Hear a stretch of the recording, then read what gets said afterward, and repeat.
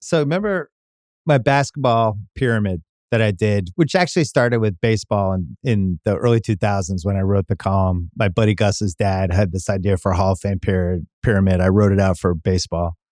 And then I ended up doing for my basketball book, what if the Hall of Fame was actually a pyramid? 96 members, 5 levels, lowest level, level 5, or level 1. Next level, level 2, the players get a little better, level 3, and then the last level is the Pantheon.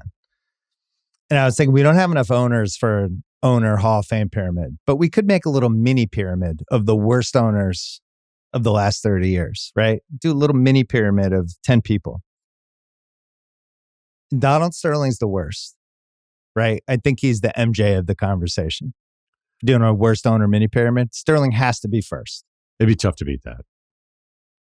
Then you go down to the second level, and I think it's Robert Sarver and George Shinn. 2 guys who basically had to lose their teams. Sarver had to sell his team and also really cheaped out during the Steve Nash era. No Phoenix fan is like, man, I loved having Robert Sarver as my owner. I think he has to be second. And George Shinn owned that Charlotte team, and he had like 2 different sex scandal things happen and basically had to move the team out of Charlotte. Like Charlotte was like, you got to get the fuck out of here. And remember, move Charlotte the team to New Orleans. Charlotte got like football crowds for basketball. Yeah. And the city of Charlotte was like, you got to go, dude. You got to leave. So if you go back and look at old attendance, and I'm exaggerating a bit here, but when you look at old attendance numbers from those days, you're like, the LJ Morning era. They packed them in there because it was just a bigger capacity than everybody else. And that fan base loved him. So like you're talking about a fan base and they moved. Turning that was that into it. It wasn't like it was some place that didn't care. It would be like if OKC was like, you guys got to leave. The team has to go. We have to leave our city. And then he goes to New Orleans and it ends up, he sells the team and they didn't have an owner. Right? It ends up by the end of by 2010, Stern has to take over the team because they can't find anybody. I sell it back to the league. So I have Sarver and Shinn on basically level 2 for the mini pyramid. Level 3 is 3 names.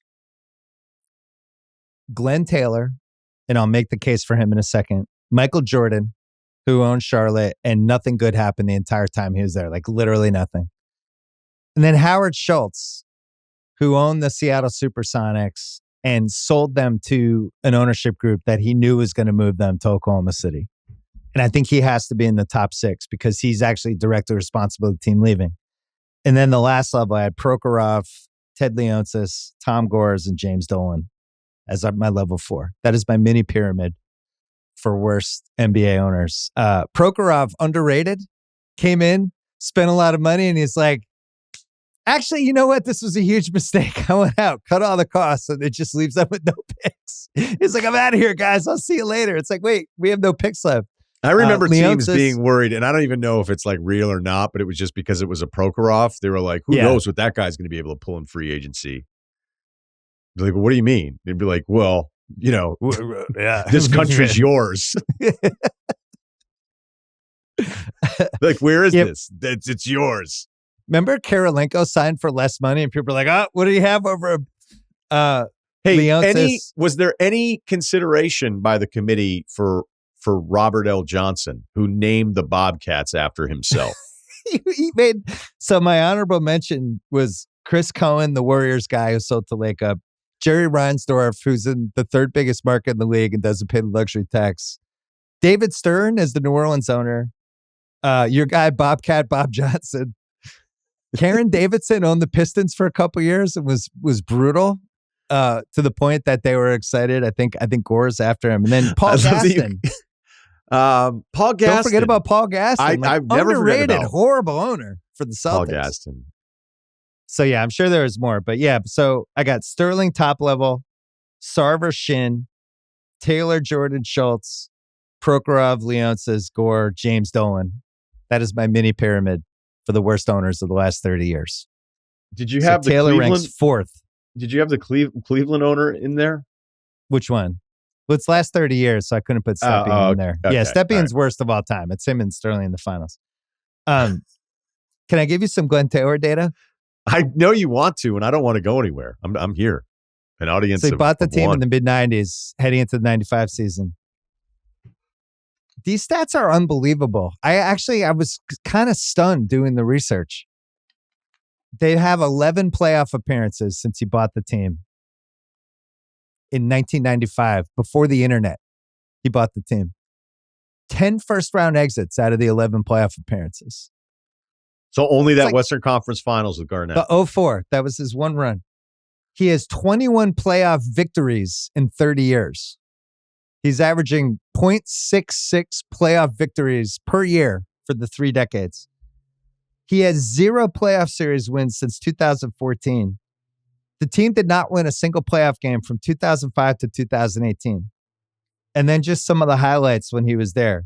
He hired David Kahn as his GM, who's just an all-time worst GM we've ever had. Did that give you a window of hope that one day you would run a team? Yes, it absolutely did. I noticed that. There was 2 years where I was like, yeah, this could happen. I just felt like there was very aggressive campaigning. Well, if he can do it, felt like all of your columns that had a hint at like, I'm ready. I'm kidding, but I'm also right here. He did the illegal Joe Smith contract and lost 4 first-rounders. Made history there. 2009 draft. He oversaw a draft where they took Ricky Rubio and Johnny Flynn over Steph Curry.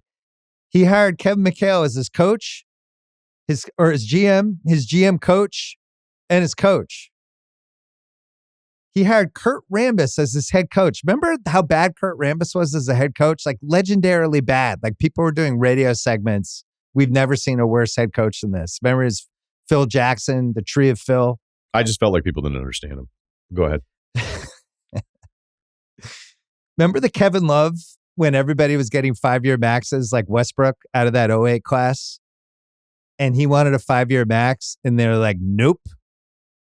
And then they're like, here's what we'll do instead. 3 years and you have an opt-out after year 3 as a sign of faith on both sides. And he's like, cool. And then within 2 years, he's like, get me out of here. That was absolutely idiotic. They didn't re-sign Chauncey Billups that year when he was awesome for them.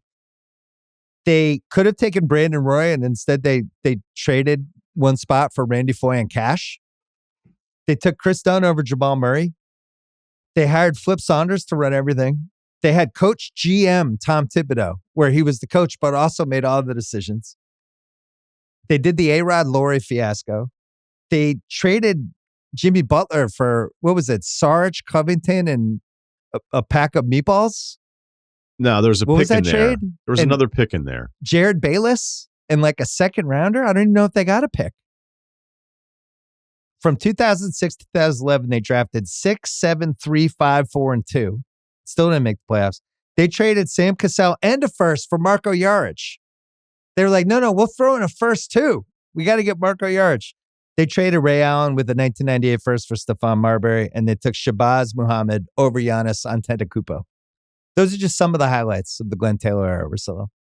Yeah, it was only a second rounder. Justin Patton, he was in that deal. I forgot Justin Patton was in that trade. Yeah, so Glenn Taylor, underrated, horrific. So if I'm a Timberwolves fan, I was looking forward to kind of getting away from Glenn Taylor, but now he's like, you know what? We're actually good now. I might stick around. No, I mean, can you imagine? The problem was they traded, the fact that they traded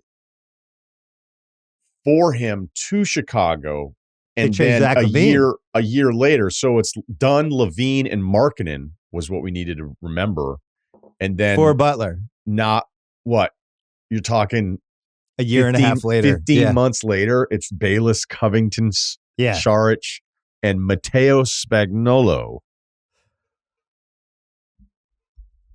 Glenn Taylor. I have him number 4 worst owner for the last 30 years.